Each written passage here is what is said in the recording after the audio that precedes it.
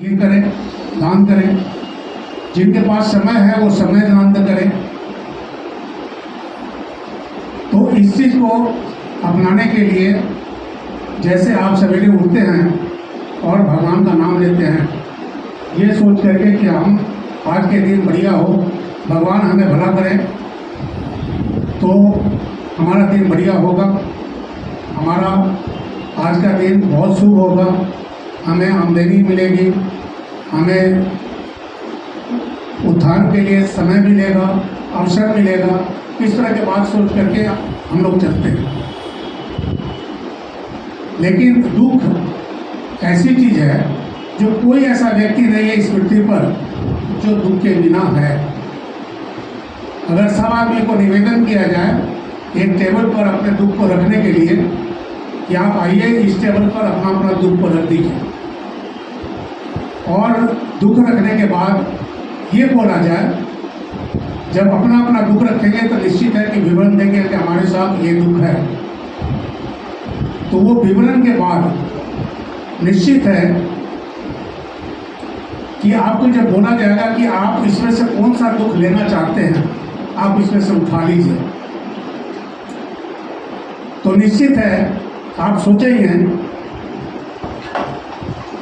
कि हमारा दुख ही कम है, बाकी का दुख तो और भी भारी है, और आप लोग आसानी से अपना अपना दुख लेकर के चलते बढ़ेंगे।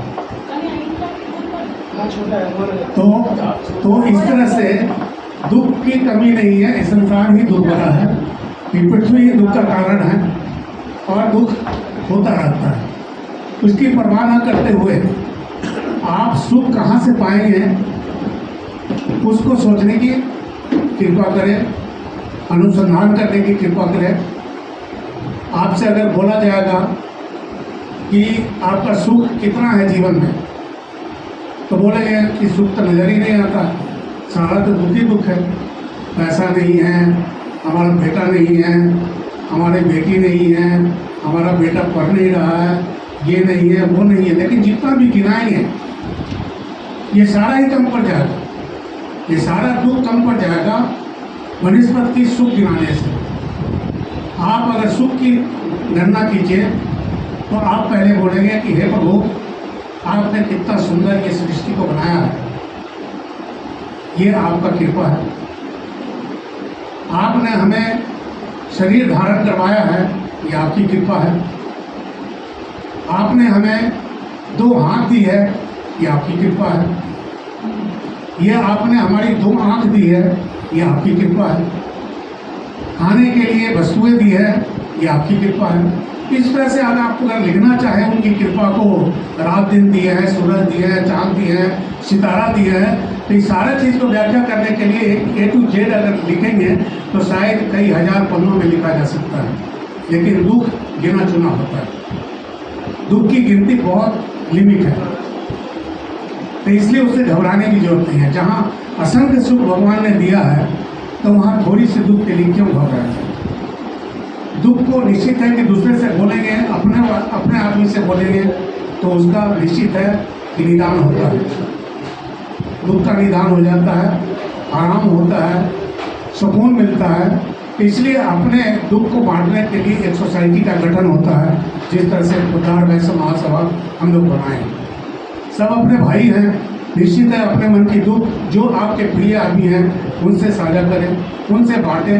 हो सकता है कि कोई रास्ता वो बता देंगे कि आपका दुख इसमें नहीं रहेगा, तो उससे निदान मिलता है, सुकून मिलता है।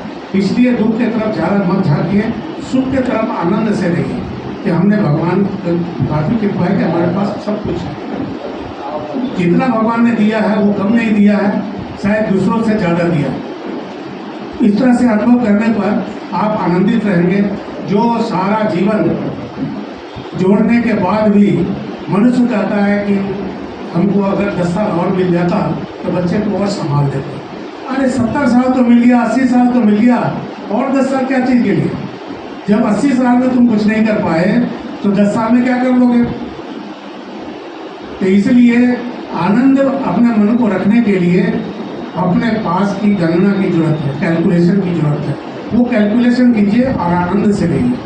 दुख हो अपने दोस्तों के बीच, अपने स्वजाति के बीच उसको बांटिए। मेरा ये जो मनोकामना था पोद्दार वैश्य महासभा का एक स्थान मिले, वो आज हमारा पूरा हो गया। हम सर्वसुखीमान व्यक्ति हैं। सर्वसुखमान इसलिए व्यक्ति हैं कि हमारा मन में एक अनुराग था कि एक स्थान होना चाहिए। सब जातियों में होता है, हमारे यहाँ क्यों नहीं? लेकिन 100 की लाठी एक की बोझ हो जाएगी, लेकिन सब आदमी एक एक लाठी उठा लेंगे तो शायद बोझ भी हल्का हो जाए। तो इसलिए आप लोग ऐसा कीजिए, बुराई कुछ नहीं है। अगर कोई आदमी 5,000 रुपया देता है तो कोई आदमी 20,000 रुपया देता है, कोई 20 लाख देता है, कोई 10 लाख देता है, इससे आपको जोड़ने की कोई जरूरत नहीं है। आप कितना सक्षम है इस स्वजाति को अनुदान देने के लिए, उसकी गणना कीजिए और उसके हिसाब से चलिए। प्रफुल्लित मन से चलिए, आनंदमय रहिए, उससे आपको काम सदा हमेशा सरल हो जाएगा। मेरा जो इच्छा है इसके बाद, वो मेरा इच्छा है समाज के अंदर में ऐसी व्यवस्था को लाना जिसमें हर आदमी सुख अनुभव करे, ये महसूस करे कि ये जो हमारा पोद्दार वैश्य महासभा जो बना है, गठन हुआ है, इससे स्वजाति को लाभ होगा। तो लाभ के लिए कैसे होगा? उसके लिए तो पैसे भी चाहिए लाभ करने के लिए। किसको लाभ करेंगे? जिनकी लड़की है। मैंने तो विचार किया कि साल में 10 जोड़ी शादी इसी हॉल के अंदर में लड़का लड़की का काउंसलिंग करवा करके मैं शादी करवाऊंगा अपने पोद्दार वैश्य महासभा के अनुदान के द्वारा। वो गरीब आदमी को चिन्हित आपको करना है कि वास्तव में वो गरीब है, वो शादी करने के लायक नहीं है, तो उसको चिन्हित करके आप लाइए पोद्दार वैश्य महासभा के पटल पर और उसको हम लोग उसको देखेंगे। निश्चित है कि इंक्वायरी प्रॉपर होना चाहिए। ऐसा नहीं हो कि कोई गलत आदमी उसका लाभ उठा करके चला जाए और समझ ले कि हम तक बेवकूफ़ बना दिया है। तो ऐसा बेवकूफ़ बनना ठीक नहीं है। तो इसलिए उस तरह का खोज होनी चाहिए जो वास्तव में अधूरा है, जिनके पास इलाज करने की पैसा नहीं है, उनको हम लोग मिलकर के सहयोग करेंगे, स्वास्थ्य लाभ कराएंगे। जिनके पास खाने की, अन्न की कमी है, हो सकता है कि ऐसा परिवार हो, उनके अपने जो परिवार थे किसी कारण से एक्सीडेंटल चल बसे, उनकी पत्नी है और छोटे छोटे बच्चे हैं, तो ये पोद्दार महासभा उस परिवार को गोद लेगी। गोद लेगी इन द सेंस कि हम लोग उसको जीने के लायक जो भी पैसा होता है 3,000 4,000 रुपया मान हम लोग पोद्दार वैश्य महासभा की तरफ से देंगे।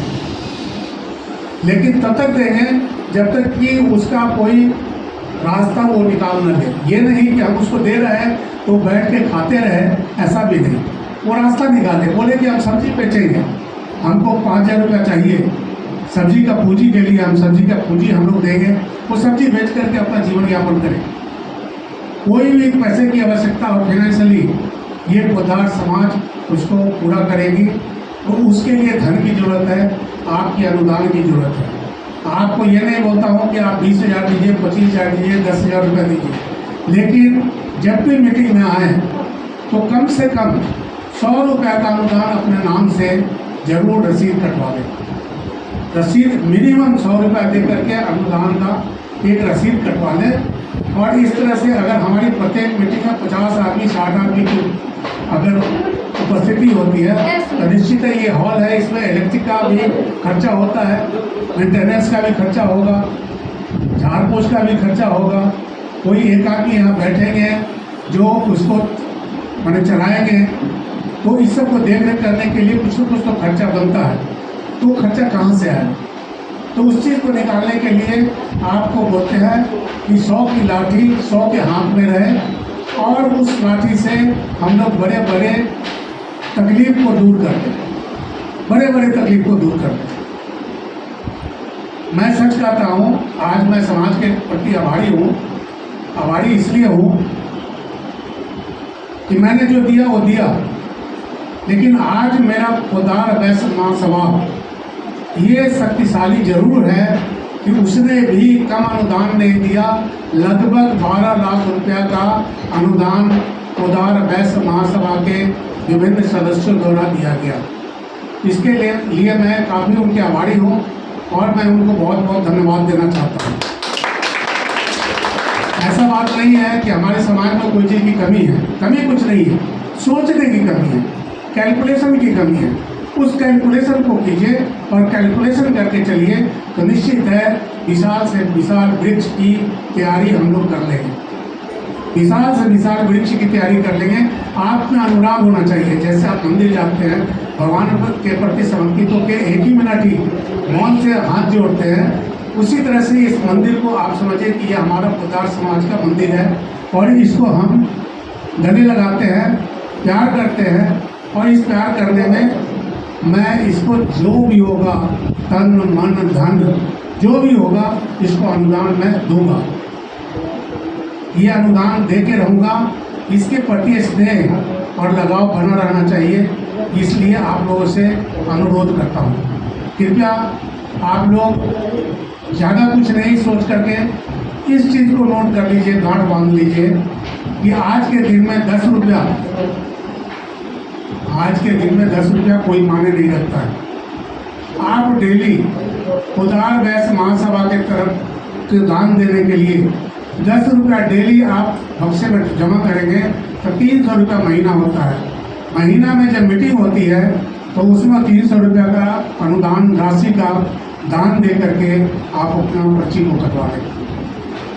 ये इतना शक्तिशाली बनाया है पोद्दार वैश्य महासभा को जिसका कोई गिनती नहीं है। इतनी शक्तिशाली वैश्य पोद्दार महासभा बनेगी। तो आप लोगों से मेरा निवेदन है, हाथ जोड़ के प्रार्थना है कि कहीं भी कुछ माने नहीं रखेगा, मन के अंदर कोई संशय नहीं रखेगा कि भाई अमुक आदमी 10,000 रुपया दिए हैं, हम 1,000 दिए तो हम छोटे हो गए। ये मन में कभी नहीं लाइएगा। ये आप जोड़िए कि हम भी पोद्दार वैश्य महासभा के भाई हैं और हम इस समाज से जुड़े हुए हैं। ये संपत्ति हमारे समाज की है, ये मेरी है। इसकी सुरक्षा, देखभाल, रख रखाव या इसको बढ़ाना ये आपका ड्यूटी बनता है, आने वाले पीढ़ी को ड्यूटी बनता है। तो इस चीज़ को देखते हुए आप लोगों से निवेदन है कि आप इस चीज़ को बिल्कुल सहज से एक्सेप्ट कीजिएगा। किसी तरह का किसी तरह का असमंजस अपने मन में नहीं रखेगा। शत्रुघ्न जी बैठे हुए हैं क्या पीछे? आइए बैठे। तो आपको कैसा लगा थोड़ा हमको बताइए एक बार आवाज दे करके। अच्छा लगा कि नहीं? चलिए, बहुत खुशी हुई।